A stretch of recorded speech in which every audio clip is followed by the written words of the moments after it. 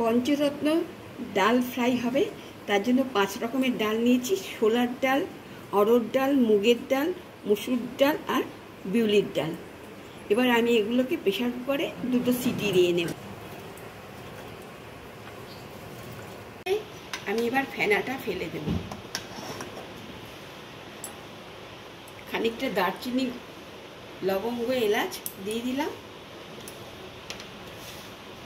পরিমাণ মতো নুন দিয়ে দিলাম, আর 1 চামচ মতো ঘি দিয়ে দিলাম। ডালটা এই যে ফাটা ফাটা সেদ্ধ হয়ে গেছে। এবার আমি তড়কা দেব।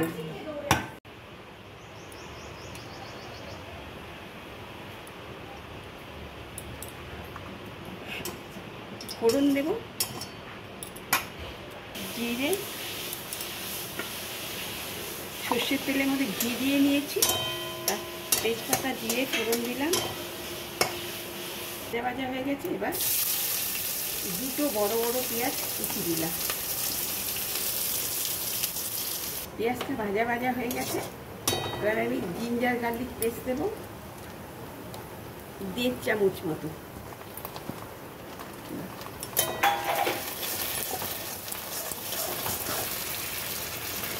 স্পাইসি মশলা দিয়ে বড় 1.5 খানা টমেটো কুচি দিলাম। সামান্য একটু ধনের গুঁড়ো, সামান্য একটু জিরের গুঁড়ো দিয়ে কষাবো। এবার আমি ডালের মধ্যে ঢেলে দেব।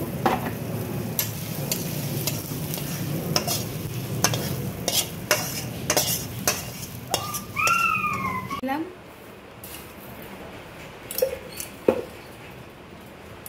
দিয়ে দিলাম।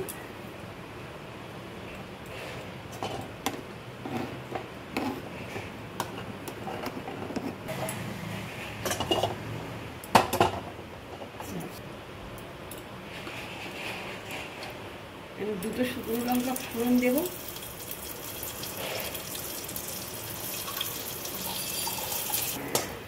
একটু শুকনো লঙ্কার গুঁড়ো দেব।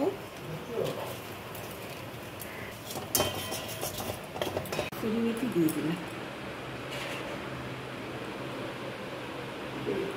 পঞ্চরত্ন ডাল ফ্রাই রেডি। সার্ভ করে দিলাম।